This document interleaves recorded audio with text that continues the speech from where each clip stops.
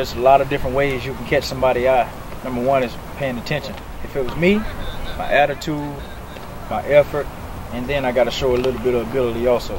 This is the guy that he can say to the front office of the Marlins that, you know, your son needs to get drafted, and his boss come take a look at him, that type of thing can happen. But also more importantly, this guy a guy can call Mike Martin Jr. at Florida State and say, hey, there's a kid in Norcross that you might need to go take a look at. So it's not always got to be the Miami Marlins. That's great, but he also has a lot of college contacts because he also drafted guys out of college. But none other than Christian Castori. Whenever you step in this arena, or whenever you're away from this field, it's all compete. And that's what we look for. We look for guys that want to compete, guys that have the intelligence and mentality to compete. And if you don't have that, it can be helped, but you got to want to, and you got to be around good people to have that developed, that sense of competitiveness and tenacity. For me, that can be helped and it can be developed, but you got to want to. You guys probably know, because you'll probably know Nasim Nunez, right? Everybody knows him, right? We just drafted him in the second round and treated him like a first rounder. If you've ever seen Nas play, or if you've shook his hand and he's been in street clothes, you look at him and what's he look like? He don't look like a whole lot, does he?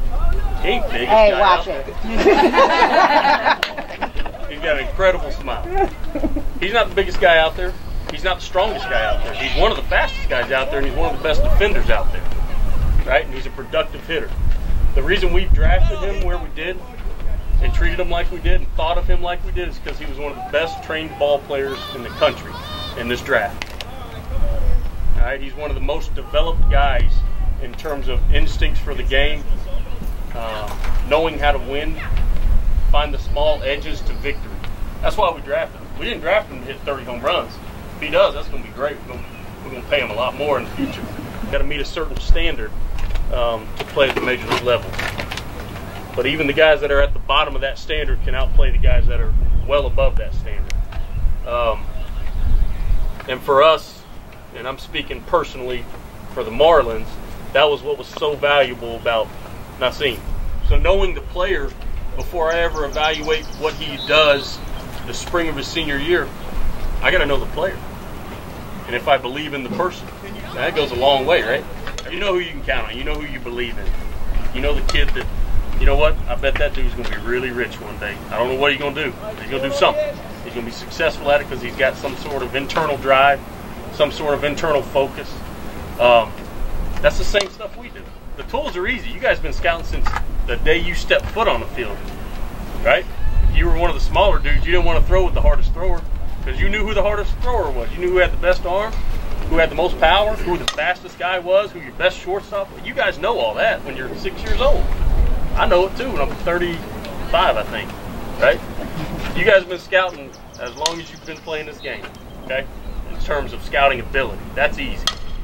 Knowing the player and figuring out the person and believing in them and projecting, forecasting what that person might do when the competition gets really tough in college and high school. When you're playing with 18-year-olds and you're 15, that's a real thing too.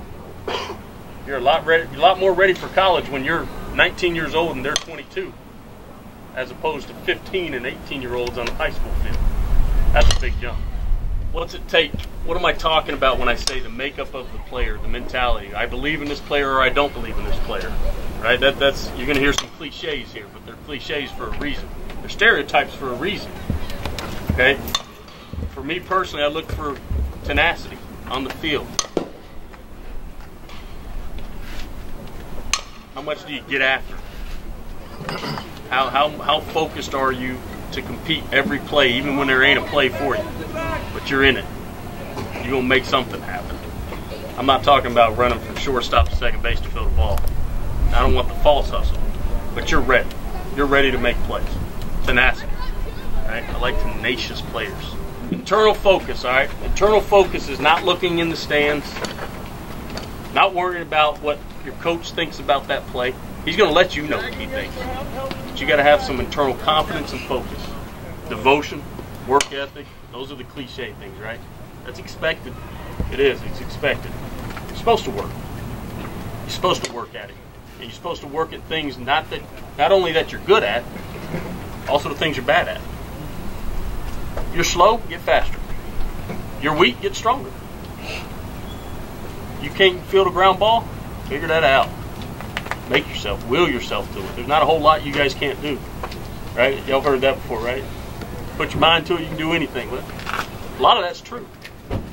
Right? In incremental values, there's a lot of that's true. Not a whole lot you guys can't do. There's a lot of things I can't do at my age. But you guys got the world by the tail. On our report, I'll just tell you real quick, we grade the tools, right? We got arm grade, defensive grade, the hit grade, power grade, well, that's speed grade, run grade, right? We grade those 5. Yeah, we fill them out. This is average, this is below average, this is above average, this is well above average. We fill all that out. That's easy. That takes 7 minutes to do a report based on just that. And then we got to get into the makeup. Who is this player? Who's going to be representing our organization? Who's going to be representing his hometown, his family, his high school? Who is this guy that's getting put in front of a camera, or we're putting out there in front of, 2,000 people in the minor leagues or 30,000 in the big leagues? That's the longest thing. We do something personally for the Marlins. This is specific to us. We call it 360 analysis. And what that is I'm going to call people that know you. It ain't going to be your friends, right? It might be your coach, it might be an opposing coach.